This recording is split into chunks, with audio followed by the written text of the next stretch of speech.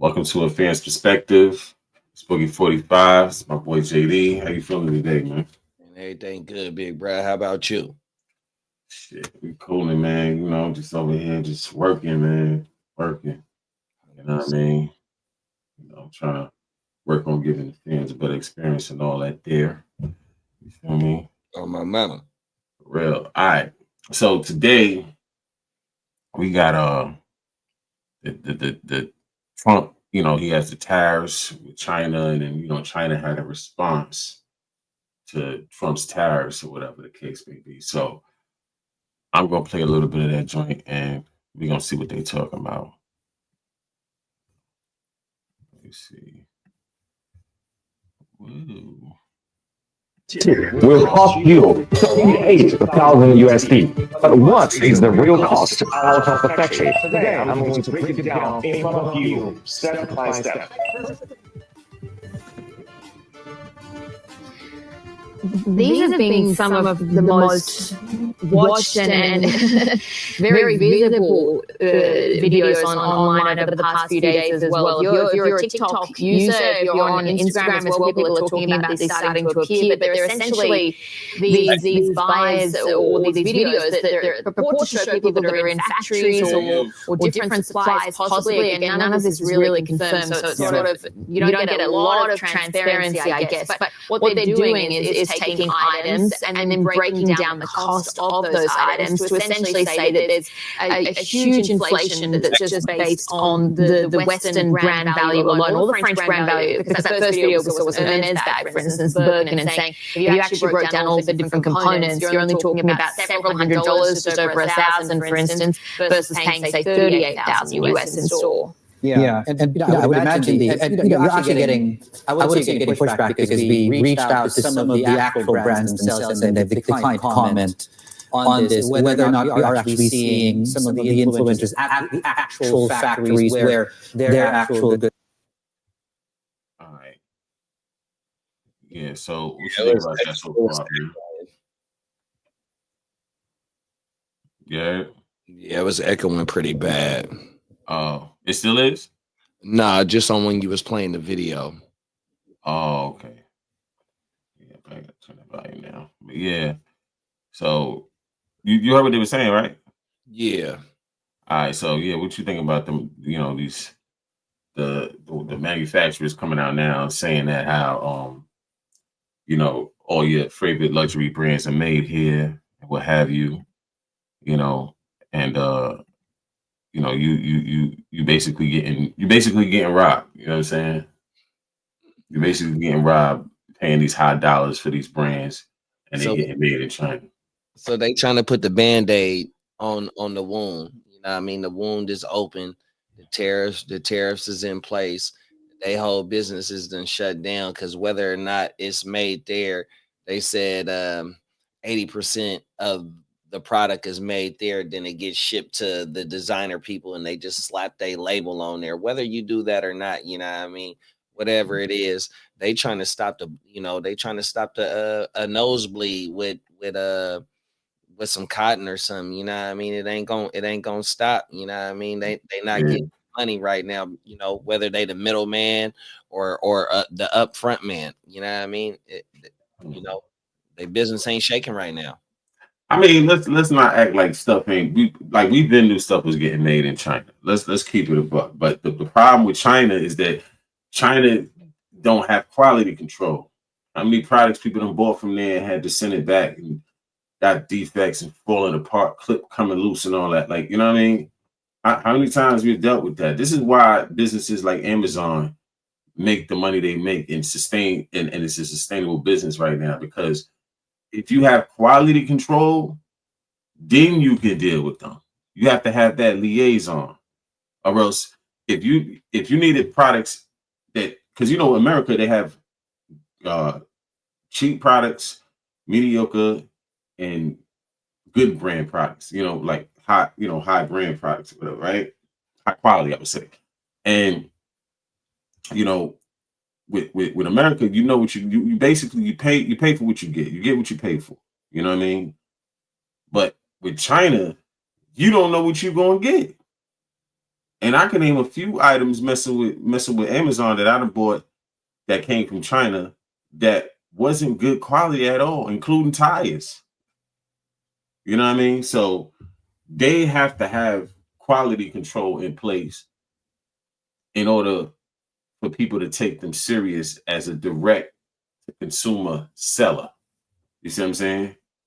You know, you buying stuff over there, you know, if you don't have like a direct connection over there where you're going over there, you got a particular person you deal with, they make your stuff, you know, they manufacture your stuff or whatever, or you got a certain supplier over there and you're able to, you know, make trips here and there to ensure the quality of your product and make sure things are getting done right.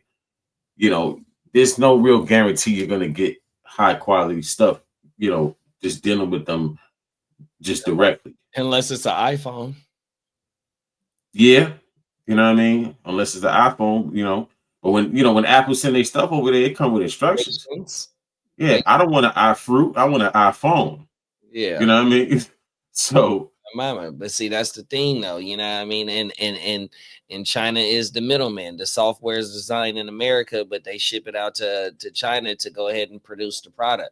You know, what I mean? That's basically what Bruh's saying in this video is that even though it says it's a Birkin bag or it's a, you know, Fendi belt or if it's a Gucci, whatever it is, or whatever the case may be, it come through us and then it go to the people that you buy it from. That's what they trying to say. And so what Bruh was saying by whistleblowing is that he trying to put a band-aid on, you know, we can't get no money because of the tariffs, but yet, you know what I mean, you paying all this top dollar for this right here with this name on it, but yet we the ones that's putting, you know what I mean, A through Y, and then X, Y, and Z, or X and Z is, you know what I mean?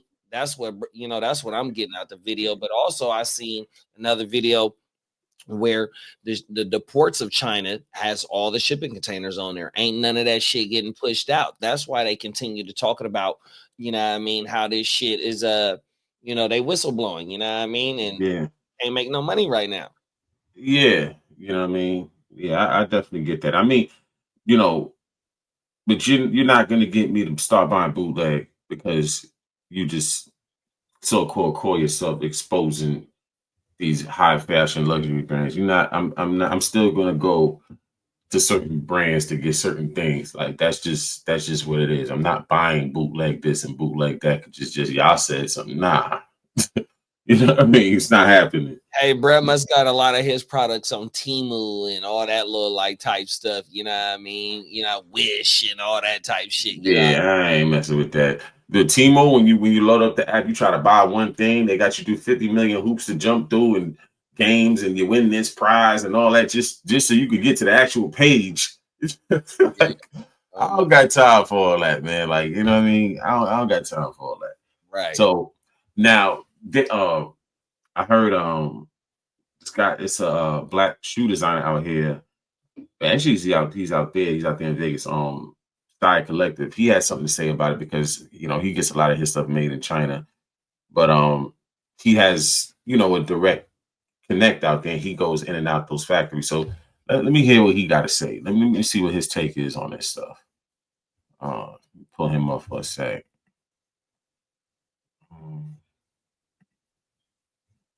Okay. What are we doing? What's going on?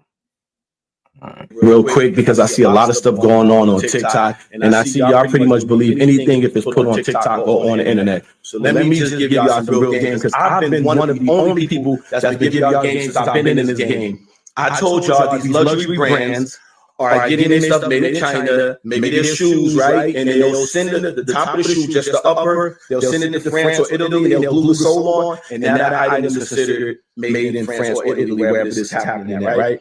But I gotta keep it up with you.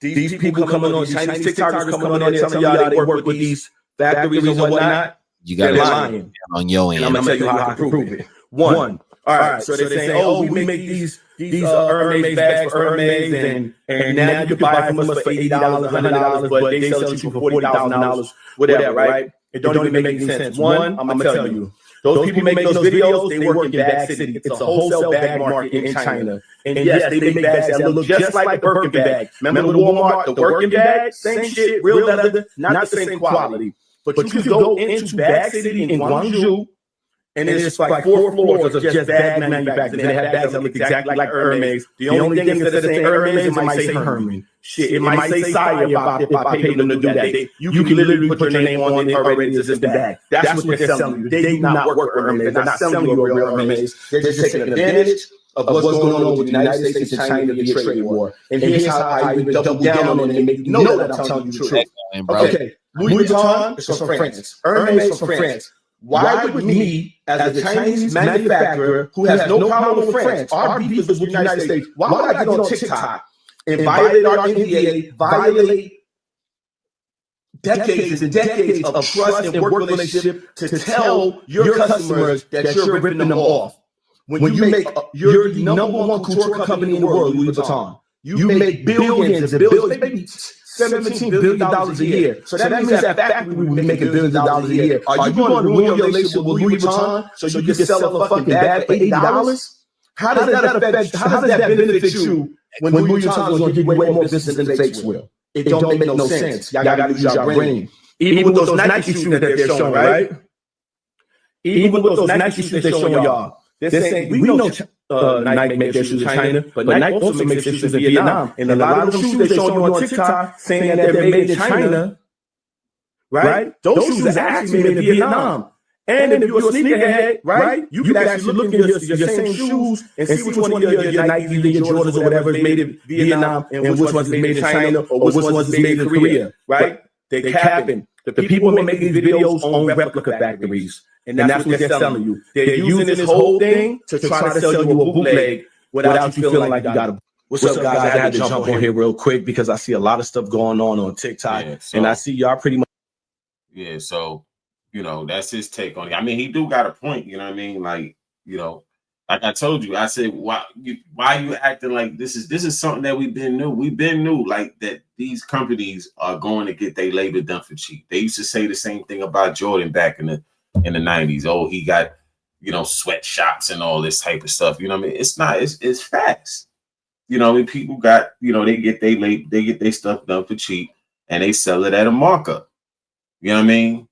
But that's not gonna make me go to 125th or go to in the middle of Manhattan and go buy a bootleg bag off the corner. Like, that's not gonna make me do that. Right. You know what I mean? Like, if I want quality stuff, I'm still gonna go to the place that makes the quality things. Like, it is what it is. You know, the only thing, like I said, if you start a business and you're dealing with them, you can control the quality of what you're doing, because when they sending you samples or whatever the case may be, you know, you can go through it and make sure everything is how you set it up, how you want it. You know what I mean? But at the end of the day, that doesn't mean that, you know, I'm just gonna go buy bootleg because y'all can duplicate, you know, and make y'all version of a Louis Vuitton bag, you know what I mean, or Gucci bag instead of buying Gucci, buying Fuji. Like, get out of here, man. Like, for real. Agree with that. I'm not with supporting the Fugazi movement 100%. That's not gonna happen. You know what I mean? Oh, my mama, that it's not that necessary for me to try and keep up with the Joneses. You know what I mean? And plus, that's not a part of my my G code anyways. You know, my belt might say something like that, my shoes, but other than that, you know, my shorts, my jeans, my top, you know what I mean? It could be whatever. It could be some polo, it could be some regular shit, you know what I mean? Some shit that I just find. I'm telling you, look, bruh, the clothes don't make me. I make the motherfucking clothes 100%. And you know, sure. When I come up in this motherfucking, you know what I mean? It is what it is 100%. So I definitely ain't gonna go stoop down and go buy some Fucci and some you know, some Fui, you know what I mean? It's not gonna happen to be, you know what I mean? Because, you know, we can point it out and tell, you know what I mean? And, you know, when we was in high school, when we would see the weird shit, weird stuff like that, we own you 100%. So why try to up, you know what I mean? Because it's the same as then, 100%. Yeah, for real. So, you know, at the end of the day, like, you know, y'all can't put no fast one over us. You know what I mean? Like, you know, we know what we buying and we know what we want. You know what I mean? So, You know, you're not gonna go and sell us some knockoff. Like, knock it off, man. You know what I mean? So, you know, it is what it is. Anything going out on that one? Nah, just you know what I mean? You know, live within your means. You ain't got to go be supporting these brands, you know what I mean? Because during COVID, you know, Louis and all that shot up, you know what I mean? And For real. Brad trying to support, you know, or had to blow the whistle on what's going on, but yet he ain't getting no money right now because of the tariffs, or you know what I mean? So, you know, it is what it is, Brad. For real. You know, not only that, you know, there's other countries that mass produce like China. That's what they forget. And they think that they the only one that mass produce. Nah, bro. There's other countries. There's Pakistan, there's India, you know what I mean? There's Vietnam, you know what I mean? There's you know, there's a bunch of other countries that produce. You know what I mean? So, you know, don't get too big, man. You know what I mean? But all right, so moving along, we have the Carmelo Anthony case. All right, so I'm gonna go ahead and read this joint from CBS. All right, so basically, you know, it's like, all right, so Carmelo Anthony, a 17-year-old charged with first-degree murder in a fatal stabbing of a teen at a Frisco track meet earlier this month, was released from jail on bond Monday. Early on Monday, the Collin County judge lowered Anthony's bond from $1 million to $250,000. Anthony walked out the jail silently with a few people by his side. However, his mother and father were not seen with him. His family and the family of the Austin Metcalf arrived at the Collin County courthouse with extra security. Unfortunately, as is common in our culture, especially lately, the vitriol, you know, the public reaction one way or the other has been intense, and threats of talk of race and war and all kinds of insanity isn't good for, obviously, the Anthony family, said defense attorney Mike Howard. It's not good for the Metcalf family. It's not good for the peace and community safety of our community, right? So I'm gonna go to Anthony's arrest. Anthony has been in the Collin County jail since his April 2nd arrest for allegedly stabbing and killing 17-year-old Austin Metcalf at a Frisco ISD track meet. According to witness statements, Anthony and Metcalf were involved in some verbal dispute, and at one point, Anthony pulled out a knife and stabbed Metcalf one in the center chest. Anthony complied with officers at the scene, was taken into custody. While in the police vehicle, Anthony reportedly asked the officer if Metcalf was going to be okay and if what he did would be considered self-defense. So that's a lot right there. What do you think about that right there? Because now it's been a lot of back and forth over that. You know, they asking a lot of people, you know, was saying, why was he there with a knife on him at a track meet? You know what I mean? And you know, the track meet is off school grounds. You know, granted, you know, I don't think he should have been there with a knife, but is that illegal to protect yourself? I mean, you know, they are in Frisco, Texas. Well, No. I mean, ain't no telling if he was getting threats, you know, I mean, before that, he felt like he had to protect himself for some reason. Yeah, I mean, you know, this is the thing. Like, it's like you in the South, you know, a lot of the places in the South, you know, they got open carry, they got stand your ground, they got all these laws to protect yourself. But when somebody actually does it, it's a problem. Because I don't see, if he didn't, like, first of all, when people are coming to these trap meets or whatever, meeting up, just in general, you don't know what nobody has on. You know what I mean? So, but my thing is, he carried a knife. Was that illegal?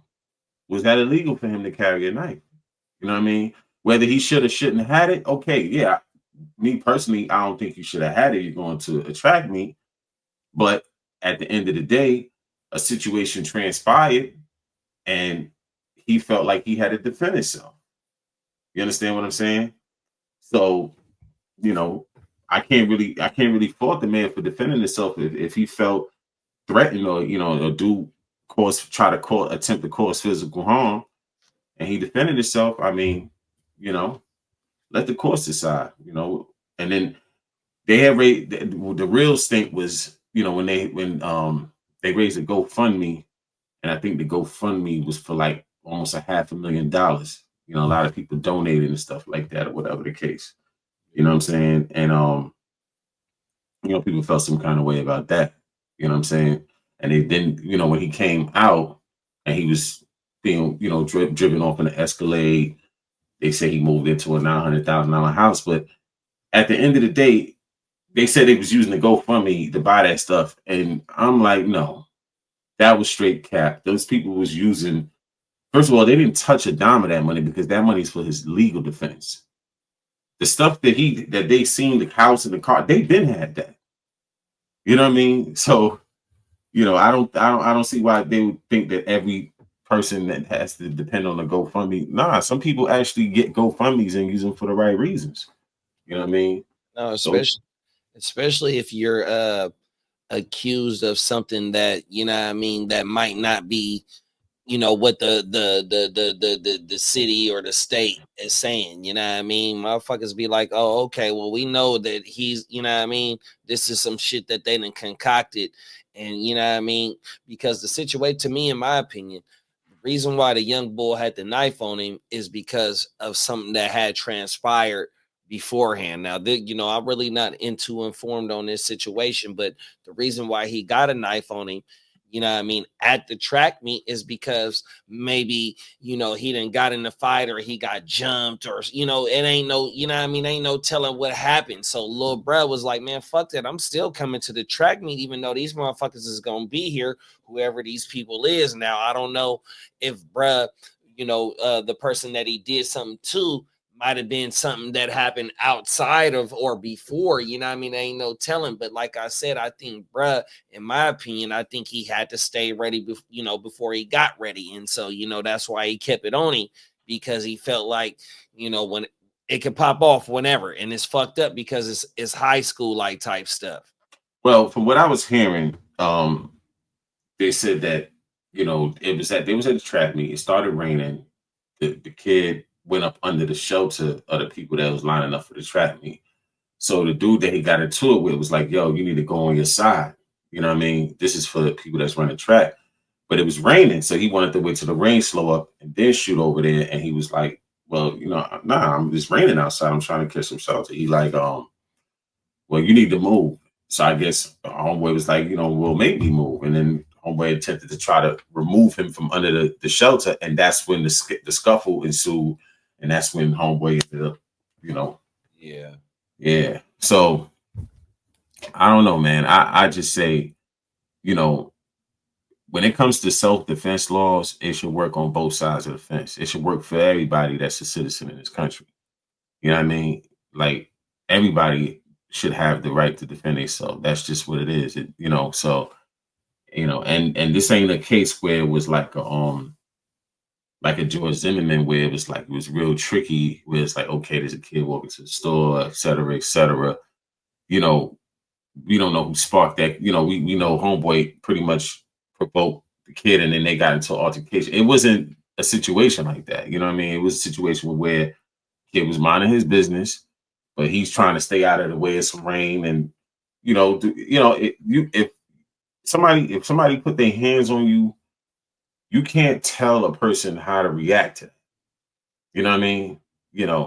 Some people may not react at all. Some people may get into a scuffle, and some people may take it a step further. You know what I mean? But My thing too, though. Well, when it's a high school, whether it be a Pop Warner or whatever it may be, like, right? That's a family environment. Whether you on that side for the one team or on the other side, whether it's raining and the sun out and you still want to get up under the thing because the sun, the sun beaming on you, man, go ahead, bro. 100%. It's a family environment, bro. These is kids out here competing. This ain't no, I don't know what will warrant for some other people to be like, nah, you can't stand up under here because it's raining and you're not voting, or you're not with our school. You're not our alum. You on the other side of the field. You feel me? And that's what's so crazy, is because if you take it to a deeper level, it's like, bruh, it's raining. All bruh want to do is just wait for a second to the rain, and then he gonna slide over there. That, and it's a family environment because there's kids out there competing. And that's what's so crazy, that type of event, or that what transpired at that type of event. Yeah, man. I seen his mom's make a statement today, because all of the rumors they was trying to put out saying that she used that GoFundMe money. That was a straight up lie. So I'm gonna put that up. Let's see. Good afternoon. My name is Kayla Hayes. I am the mother of Carmelo Anthony. 3 years ago, my family moved to North Texas, searching for a better life. Like so many other families, we wanted to give our children the future we did not have. My husband worked hard every single day to provide for us, to make sure we're the best financial, to make sure we're in the best financial position possible. Fair use. As a stay-at-home mom, I made it my life's mission to ensure our children are loved, nurtured, and supported every step of the way. In wake of this tragic incident, our family has been under attack. Whatever you think what happened between Carmelo and the Metcalf boys, my 3 younger children, my husband, and I didn't do anything to deserve to be threatened, harassed, and lied about. The lies and false accusations that have been said about us, especially over the past week, has been overwhelming. The lies and their amplification put my family in danger, as well as everyone in our community, everyone involved in the investigation, from the police, the attorneys, and the court staff. Our address and my husband's previous employer's address has been put on all social media platforms. My husband had to take a leave of absence because he's afraid what may happen to our family. His mental health is deteriorating day by day. We have endured death threats. My 13-year-old daughter is afraid to sleep in her own bedroom because she's fearful of what may happen to her. And let me be clear, the claims that were used about the public donation to buy a home or anything else are completely false. We have not received a single dime from the Give Sick Go fundraiser. And the co-founder has stated that clearly. In reality, we were just notified yesterday that we could begin to withdraw funds. And it still takes several days to receive those funds once the request is made. I don't know why we're being targeted and discriminated against before a fair trial. Our son deserves the same rights under the law that everyone is afforded to. He's been raised in a 2-parent home with structure, stability, love, and we put God first in everything that we do. We believe in the Constitution. We believe in the laws of this state, but those laws must apply to all of us, not just some of us. To be clear, when I speak publicly about specific details of what happened under the tent on that rainy and awful day, there's an active investigation that everyone. Yeah. So it's crazy. Like, you feel me? So at the end of the day, it's a lot of friction going on, behind the scenes or whatever. And I see how it could stress Shorty out. You know what I'm saying? It's like, her kid didn't come to school with bad intention. He comes from a good upbringing, mother and father in the home. They work hard. You know what I'm saying? So, he's playing sports, going to school. So he, like I said, he deserves a fair trial just like everybody else. So people trying to, and that's the thing, and that's the thing where she coming from is that her baby is on trial. I mean, and when they come to the jury at 12, about him defending himself, and she said the brothers. So to me, it seemed like it might have been more than one person that was attacking him. You know what I mean? I don't know. Like I said, I'm not too up to date on this story, but Yeah, I didn't hear that, but sometimes when there's investigation, they kind of leave certain things out until it gets completed. You know what I mean? So there's something about the last name of the brothers.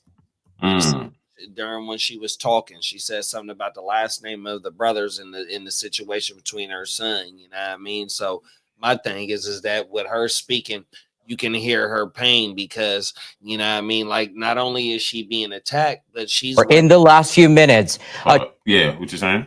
Just her being, her worried about her baby being on trial, you know what I mean? 100% having to go, because trial is 50-50, no matter which way you say it can go this way or that way, 100%. Usually you don't want to try and get to trial. We want to try and settle this before then. But yet, oh my goodness, yeah, crazy. I'm speaking experience on this, bro. 100%. Facts. You know what I mean? And like I said, we just gotta let the process play out. You know what I mean? And and see how it goes from there. You know what I mean? But people gonna feel how they feel about it. You know what I'm saying? Black kid got into it with a white gentleman, and it's just like we gonna see. We know that always gonna bring some kind of friction. You know what I mean? Unfortunately, you know what I'm saying? Right. Some things we ain't really graduated from yet, so it is what it is, man.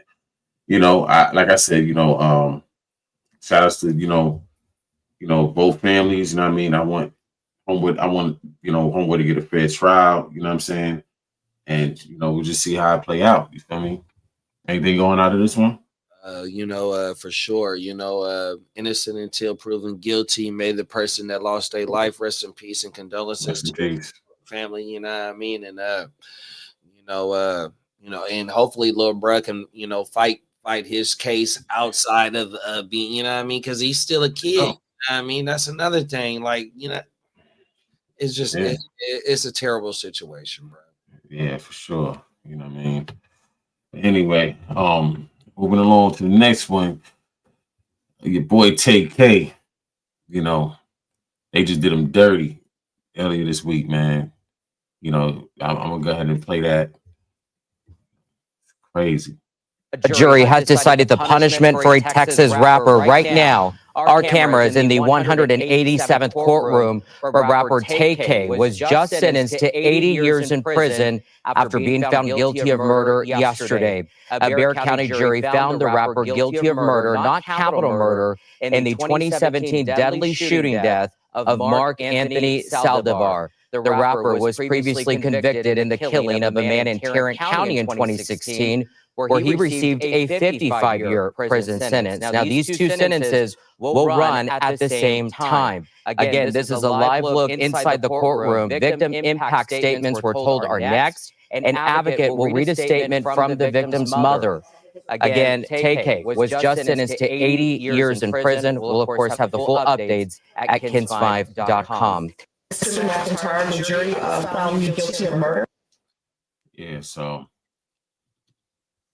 Tay K, he up there, man. He doing 55. He added the 80 to it. You know what I'm saying? What's your thoughts on that one, man? Well, they didn't hit him with the capital murder, so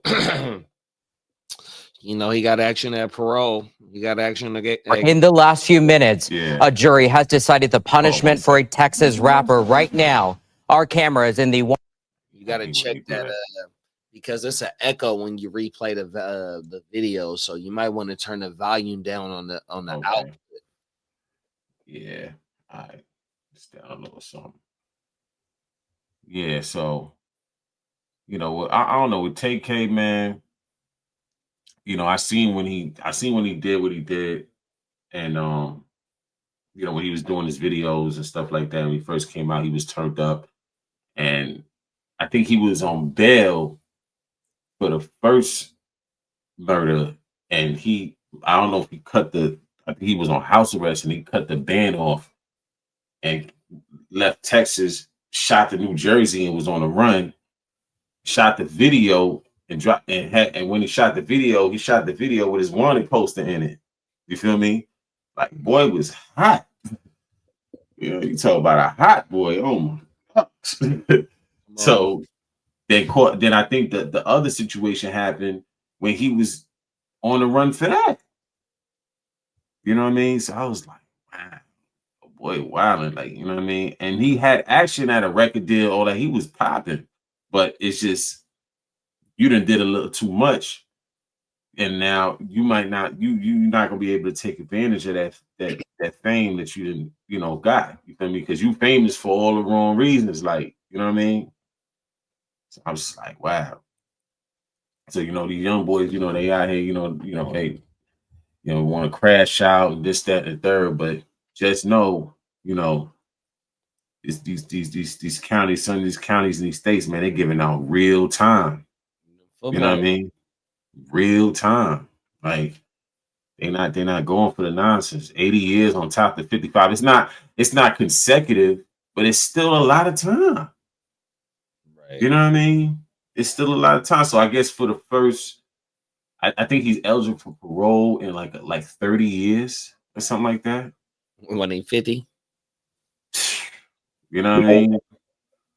So Yeah. I don't know. Yeah, that's another one of them living your raps. You know what I mean? Living what you rap, whatever they call it, you know what I mean? That's another falling victim of to your community, and you out there playing with them guns, and them guns get to, you know what I mean, whether you further in the movement or you protecting yourself, it's gonna come whatever way you go, or you just whatever it go. Once you get to playing with them guns and all that, you know what I mean, it is what it is, you know what I mean, or you just get to a certain level, it is what it is, you know what I mean. But it seemed like Lil Bruh was just playing with them things and just happened to get caught up, you know what I mean, and then had to do the dash and got caught up again, you know what I mean. So they got places for your little ass when you get to playing with shit like 100%. I'm telling you. No, 100%. I'm And so telling you. you got to smarten up and just really think about, like, is it worth it me, you know what I mean, sitting down for 80 plus 55, you know what I mean, minus the little 4, 5, 7 that you've been fighting it, whatever it is, but that ain't, you know what I mean, bro, you went in that motherfucker 20 years old, you ain't coming out, you ain't eligible to go see the board until you 55. Yeah. Yeah, I heard TK was from he originally from California.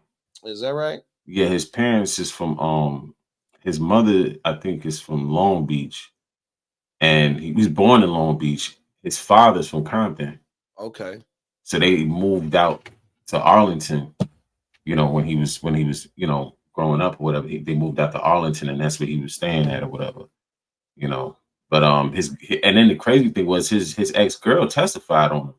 His co-defendant took the 30-some years, and he ate that. You know what I mean? But the co-defendant for the first murder, he took the 30-some years and he ate that. But his ex testified on him. And his sister tried to speak up, I respect that, man. She tried to say, he had a rough upbringing. Pops used to beat him with 2x4s and all type of stuff. Like, he went through a lot of abuse. And, she tried to speak up for him, but it's like, damn, bro. Because the second joint was a robbery.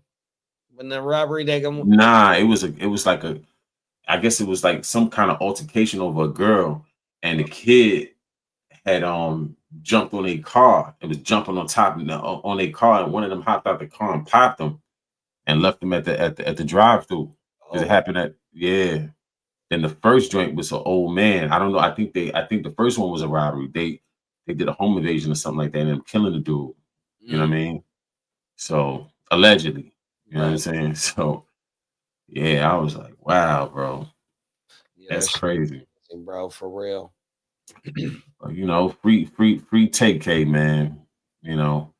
Like I said, man, these young boys, they don't realize, like, you see, you might not feel it when you first get in there because it's a new environment. You still got to get adjusted. But you see, once like 10 years, 15, 20 years start going by, you start losing your family members, you missing out on birthdays, all this other type of stuff. Like, that's when it really starts to hurt.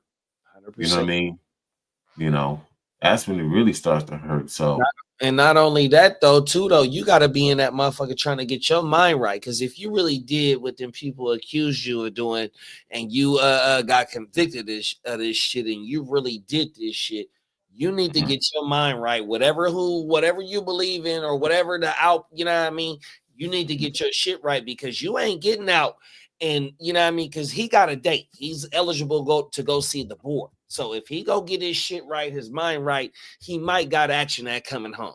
Because they giving motherfuckers action at coming home. You know what I mean? If you abide by shit and do classes and, you know what I mean? Shit like that. You know what I mean? Because I mean, I've seen it 100%. You know what I mean? So, bruh, it's not over with.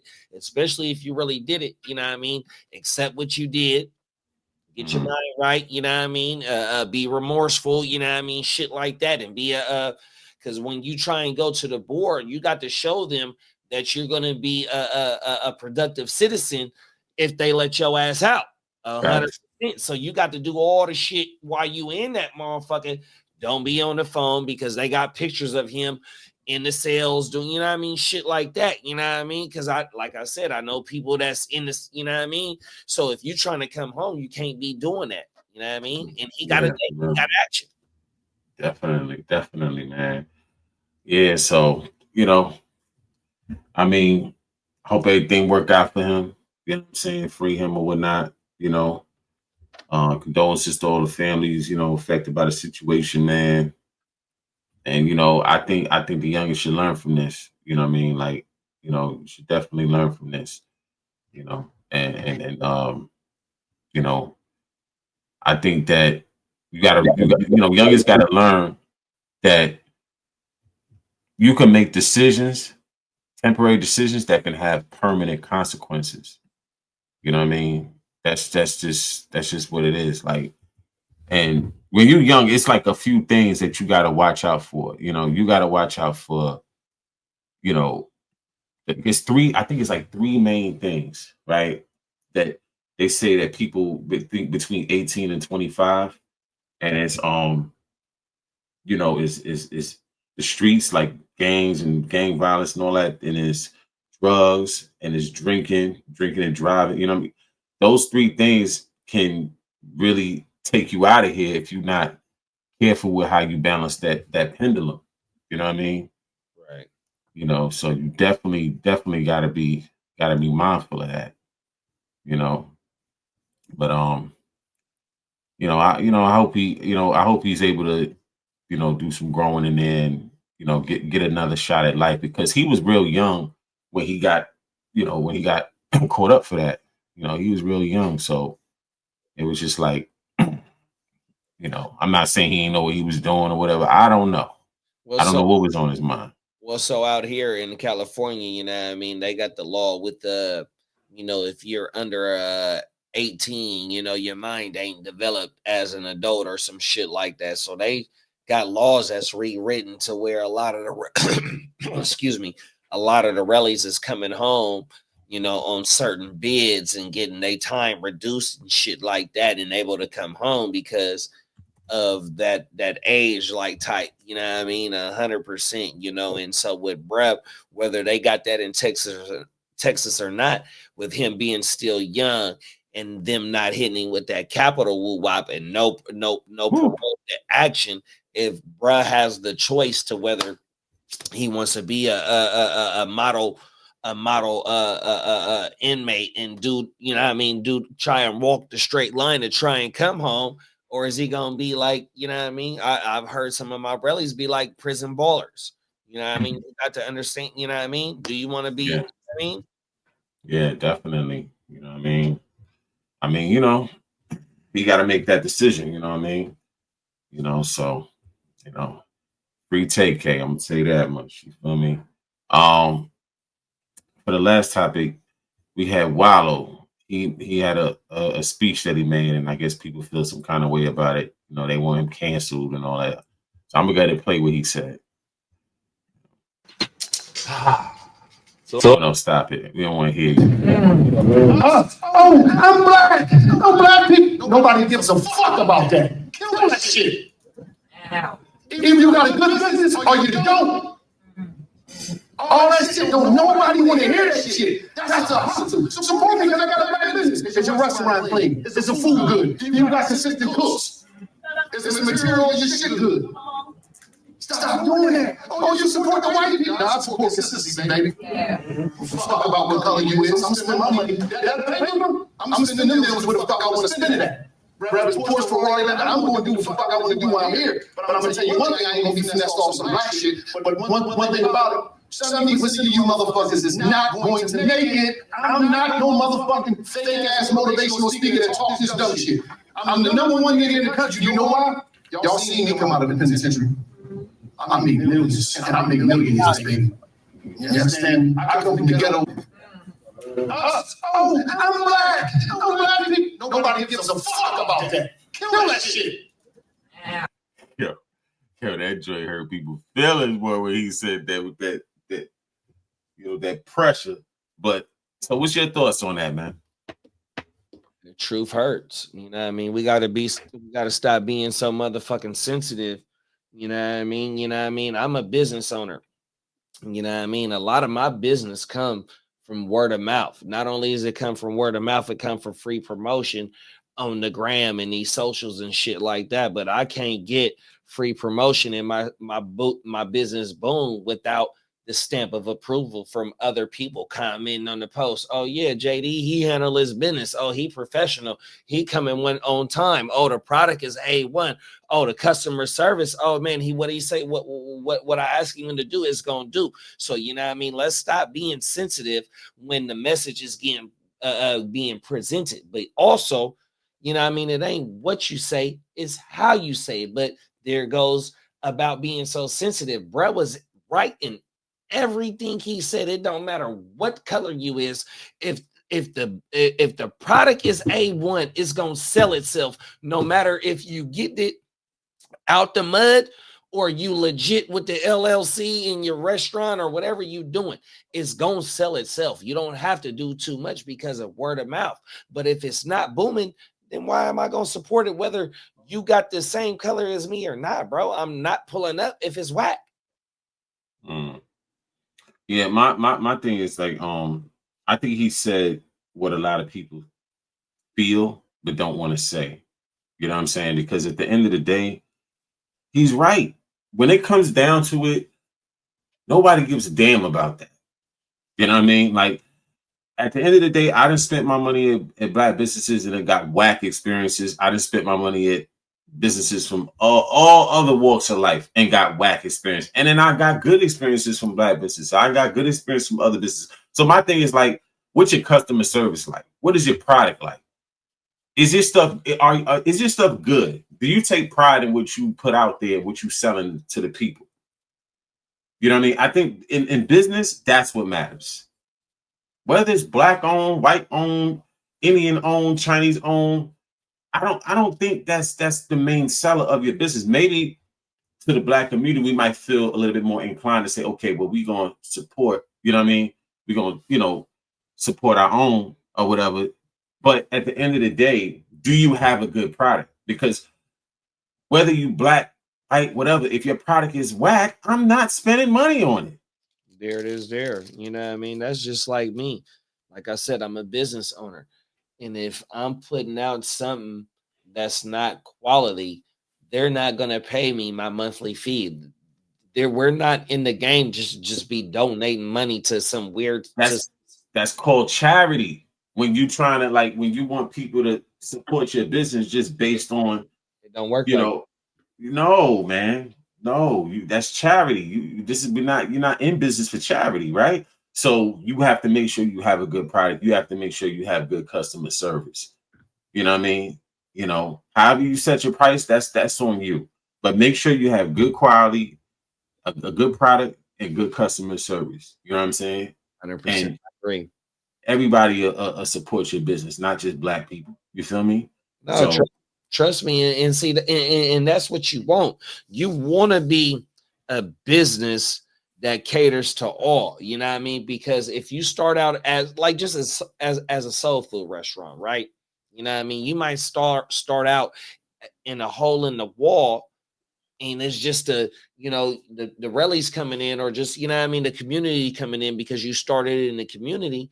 But once the word get out, them others they want to come and feel the experience 100%, bro. I see it in my city, bro, 100%. You know what I mean? Motherfuckers be thirsting for that type shit. You know what I mean? It's a whole like type little movement, a little, where motherfuckers want to get outside and have the experience and film the experience and kick back. It's the fucking vibe. You know what I mean? It's a Thursday night. It could be a Tuesday. And motherfuckers just want to kick back, have a drink, have some little samplers, whatever it may be. But if it's whack, I can't tell my peoples to come here. You know what I mean? Why am I going to vouch for this? I can't do that because my name is on it. You know what I mean? 100%. If I'm vouching for something, that means I'm coming back. You know what I mean? And if you don't got the comeback pause, there's no way. You know what I mean? It's yeah. And I might be like don't get it twisted. Like I might be a little bit more, easy on a business if I know it's a startup and I know that it's just kind of getting off his feet or whatever. But once you've been out there you can't expect that from everybody. You know what I mean? You just can't expect that from everybody. Some people, they pay their hard-earned money. They want what they paid for. Period. You know what I mean? And if they come to your business and they don't get that experience, they're not gonna keep coming back. That's just what it is. So I got a question for you. Are you a one and done pause, or do you give them like a restaurant? Will you say like it was maybe a 7.5? Will you give them a retry? Maybe it was too busy, or maybe you came like 2 hours before closing, or maybe it was happy hour. You know what I mean? Will you give somebody a second chance? You know what I mean? Maybe, like I said, give them grace. Yeah. Yeah. I mean, there was a few spots that I actually liked the place. I liked the food. I liked the the way they set the spot up. You know what I mean? The ambiance and all that. I like that, right? But with both of the spots, they had like similar issues where it was like their opening hours were tricky. So it's times you set your mind on that and you're like, okay, I'm gonna go there, I'm gonna get this, that, and the third, and then they're closed. Yeah. Or they're opening later on in the day, or they're open early, but then they'll close early. Like, and the inconsistency in the hours, I think, was kind of like what drove me away from there eventually. But I went there a few times, but I'm like, man, I don't want to be It's times that I went, and both places were good. They were black owned places. They were like one was vegan and one was one it was like it's sort of like healthy food. They didn't serve fried chicken, or they served like salmon and stuff like that. That was kind of semi-vegan as well. But they had good stuff, man. They had good food, and it's just the hours were too up and down. And one of them was really nice. Yeah. But it's like it's plenty of times I done went there and it's the middle of the day and they're not open. Right. You know what I mean? And I'm just like, yo, when are you guys gonna have a consistent schedule, man? You know what I mean? So I give businesses grace, like especially like black businesses, I give them grace. You know what I mean? But if I see like I keep running into the same issue, it's like I'm not gonna keep going through that. You know what I mean? So, or I just go there when I know for sure you're open. You know what I mean? It's certain things you have to have right in business, or else you're not gonna have no customers. You're not gonna be able to. You know what I mean? So, but I do give businesses grace, though. I'm not the one and done. Depending if the customer service is bad, I might be the one and done on that. No, 100%. No, yeah, that's a key factor right there. You know what I mean? Because like, I don't mind tipping when we in a restaurant or at the bar, or you know what I mean, something like that, where you know what I mean, you deserve that type of tip. You know what I mean? And so if the customer service is terrible, and you still expect me to tip, it's like, come on now, like really? Yeah, I don't like that now these days. It's like people be expecting tip now, and it's like, hold up, tip is for exceptional service. 100%. That's what a tip is for. So if your service wasn't exceptional, don't expect no tip. That's why they add that gratuity into your check. Yeah, certain places they can do that because they're gonna make sure that you have a great experience there. And if you don't, you will be compensated for it. Those places, they're justified in adding gratuity into the check. You feel me? But when it come down to like other places where it's like it's not what I just said, no, I'm not going to places like that. Come on now. Nah, you're not gonna force no tip on me, and I don't, your service is mediocre. Like, nah, that'll be the last time I get anything from there. You know what I mean? So, and that's the thing though. Like when you're a business owner, you want the word of mouth. You could pay for all the promotion that you want. But when you got a product or you have a service or you doing some type of, you want the word of mouth. You want one client to tell another client to where that person tell two more. Boom. And here comes 5. And you got repeats. 100%. Whether you in the food industry, whether you in the industry that I'm in, whatever the case may be, 100%. You want to run it like a Fortune 500 because you're an entrepreneur, bro. This is how you make your dough. This is, you should be in this to please people. You don't look at these people as somebody that's going to purchase, These is people that's rocking with you because you produce something that's at the top of the level. Good product is gonna sell itself. It sell itself. You know what I mean? Good product, good service is gonna sell itself. Because, like, as we approach the summer and whatnot, I'm gonna pull up on some spots that got good stuff, man. That's and it's people that run these businesses from all walks of life. You know what I mean? Black businesses. I'm in New York, so it's a big melting pot out here. But I'm gonna show you some spots. Black owned, that's fire. You know what I mean? So, I do support my people, but I support good business above anything else. Right. You know what I mean? That's just what it is. So, but little quick. Oh, any thoughts on this on the way out? Man, look, man, if you are a business owner or think about being a business owner or a content creator or whatever it may be, look, your name is on the product. If your name is on the product, make sure it's that Blue Magic. Yes, sir. Yes, sir. All right. So with that being said, I gotta give a shout out, to one of these. It's a rapper that I know you know of. But I'm just gonna do a little drop on him because I heard a track from it and it was dope.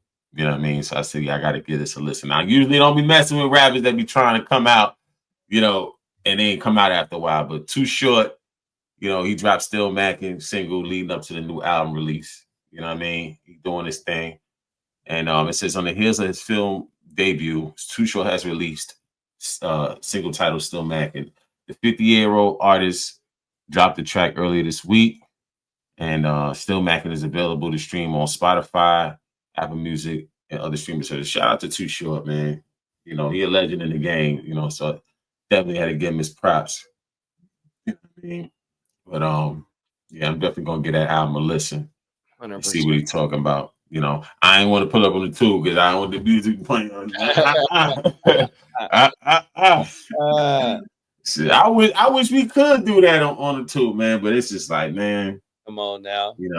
I guess they, eventually, if my thing is like, why don't they just figure out a package where we could just like, okay, pay such and such a month and you could play 10 songs. Right. You know what I'm saying? Like, damn. That's like Kendrick though. That when Kendrick dropped Not Like Us, he whitelisted it for everybody to, on the internet for just everybody to, and that's what you really need to do that, bro. 100%. It's really not about just withholding the shit. If you really want that, it's the movement. Whether you have an academics hating on it, but yet here it is, it's getting brought to the forefront. Whether you got us that's really non-biased, is like, bruh, we mess with Drake, but yet he didn't took the L, but yet, he got beat at his own game. And also he allowed it, Kendrick allowed it for everybody to go ahead and, and come on. Now. Yeah, that was a joy that he dropped. You know what I mean? But like I said, shout out to Too Short. You know what I mean? Keep pushing, baby. So where they can find you at, JD? Hard to Start podcast. You know what I mean? Me, Slim, and Bogey, we are the digital newspaper that is the orange juice and the blunt for breakfast. Morning news show, 100%. You know what I mean? We cook that up like 4 days out the week. Monday, Wednesday, Thursday, and Saturdays.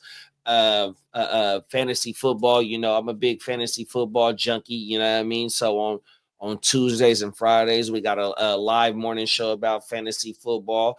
I also do solo content with the fantasy football like type joint, you know what I mean? So that's where I be at, you know what I mean? But you can also catch me on a fan's perspective, you know what I mean?